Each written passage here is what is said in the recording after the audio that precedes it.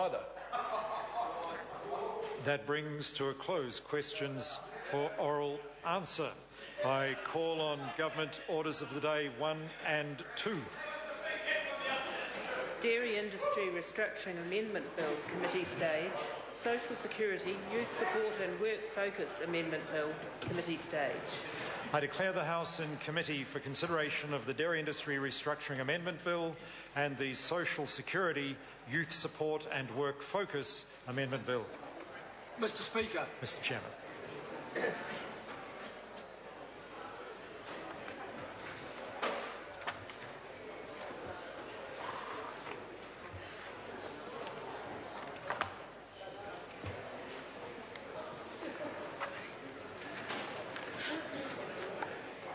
Good afternoon, honourable members. The House is in committee. Kia ora. And we are in committee on the Dairy Industry Restructuring Amendment Bill and the Social Security, Youth Support and Work Focus Amendment Bill. Members, we first come to the Dairy Industry Restructuring Amendment Bill, and the question is that Part 1 stand part. And I might say to members that its debate is on clauses 5 through to 16 and the schedule. Mr. Chairman. I call the Honourable Damien O'Connor. Thank you, Mr. Chairman. I appreciate that. Mr. Chairman, it's great to see this bill back in the House, and it is one of the most significant bills from an economic perspective this country has seen for a few years. It is indeed about the restructuring and the recapitalisation of our single... Order. Can I just say to members, it's a long-standing convention that members should not conduct conversations in the House unless it's necessary to do so, and then only so as not to disturb the proceedings. So would members leaving the chamber please respect and show some courtesy to the member who is trying to address the House. It's good conduct and it's being considerate of others. I call it... courtesy is contagious, Mr. Mallard. That's absolutely right.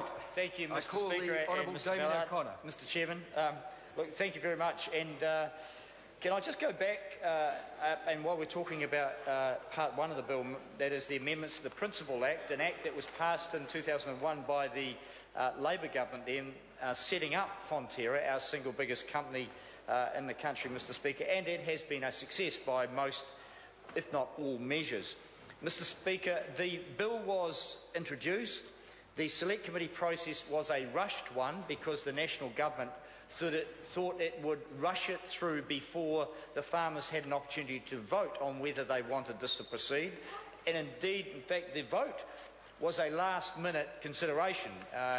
When the bill was introduced, both the Minister and Fonterra said a second vote was not necessary.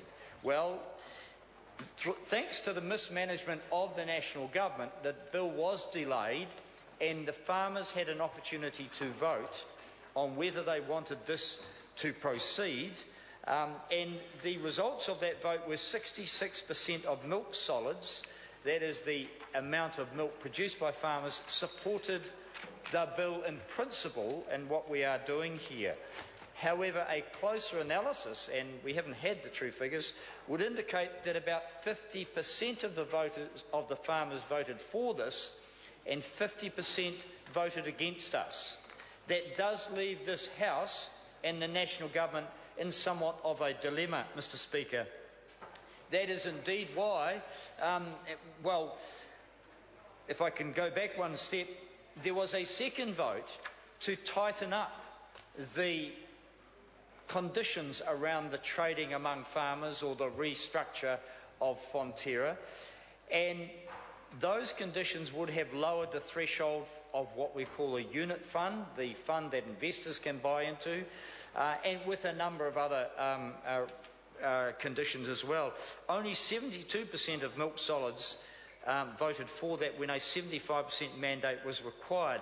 So it's leaving Parliament and indeed Fonterra in somewhat of a dilemma. That is, that the mandate to support with TAF is in theory supported, but the conditions that both the company, the Shareholders' Council and the farmers were expecting actually haven't been passed.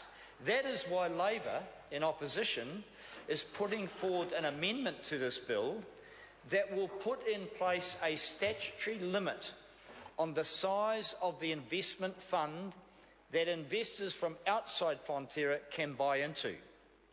The limit of that fund will be 23%. We proposed initially a 20% limit because Fonterra have indicated that they will, and indeed they did at the second vote, take to the farmers a proposal to lower the threshold from a 25% fund to a 20% fund. As I say, because only 72% of the farmers voted for that, we're left in a bit of a dilemma. Well, the 20%, if the company, if the Shareholders' Council, if the farmers, and indeed if the government are honest in their intent, the 20% threshold will not be exceeded. But it is only a constitutional, not yet, but hopefully a constitutional limit. We believe in Labor that a legislated limit is required because Fonterra themselves admit, the Shareholders' Council admit, that the size of the fund is critical to ensuring New Zealand owner control of our single biggest company here. We are proposing and accept the 23% limit on the basis of negotiation with Fonterra, with its management, that they need some headroom above the 20% to enable them to manage back down the unit quantum, that is, if the number of units exceeds 20% of the total equity capital of Fonterra, then they have a legal obligation to manage it back down below the 20%. Mr. Speaker, we have accepted the 23% reluctantly, but in negotiation with Fonterra, on the basis, Mr. Chairman. Call the Honourable Damien O'Connor. Thank you, Mr. Chairman. On the basis that the government supports this also, and the National Party has yet to indicate its support for a legislated limit, but the logic around that is that this is the single largest company in this country. It is 100% owned and controlled by New Zealand farming operations. There will be some who say there are some foreign investors who own farms and who have shareholding by way of that ownership. That is correct. But every farmer owning a farm and supplying Fonterra through the cooperative structure is an owner and gets their return through milk price and through dividend streams. And that cooperative structure has served this country and the dairy industry very well for well over 100 years. And we are reluctant and are concerned about the recapitalisation, the ability of Fonterra to offer out securities in its own company to outside investors. We are concerned that that may change the focus of the company and undermine that New Zealand control and ownership. So we believe that we must limit the size of that fund. Mr. Speaker, we look forward to the government's support for that, and I hope that other coalition partners and other parties in this House will do so. Mr. Speaker, there are other components of Part 1 of the bill that I'll refer to briefly here. The key issue in the changes here are the establishment of a fair process to establish the raw milk price for Fonterra farmers, because whether they like it or not, the farmers who have voted for TAF will now have downward pressure on milk price and upward pressure on dividend streams, because those who invest in the unit fund securities will be seeking returns only through dividend streams and only through an increase in the unit price and consequently their share price. If that sounds a little bit complex, I have to say it is, and I don't profess to understand all the intricacies of the Financial Markets Authority and the oversight bodies and all the wheeling and dealing that will go on here. What I do understand through many, many years of studying the dairy industry is that farmers are moving into a new league under TAF, and they should be fully aware of the dangers. What we can do here, or we have attempted to do as a select committee, is to establish changes that ensure a fair price that do allow competitors, independent companies who might have innovative products to develop, who want to get out and find new markets around the world.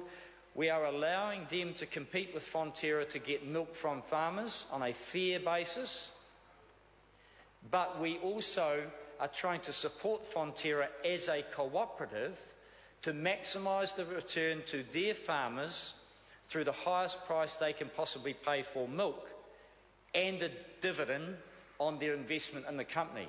The reality in the dairy industry is that the vast majority of the investment occurs in the land, in the plant and equipment, and in the stock on the dairy farms.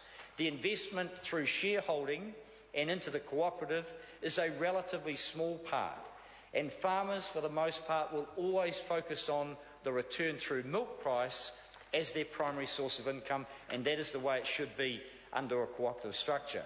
However, the bill is changing Fonterra radically.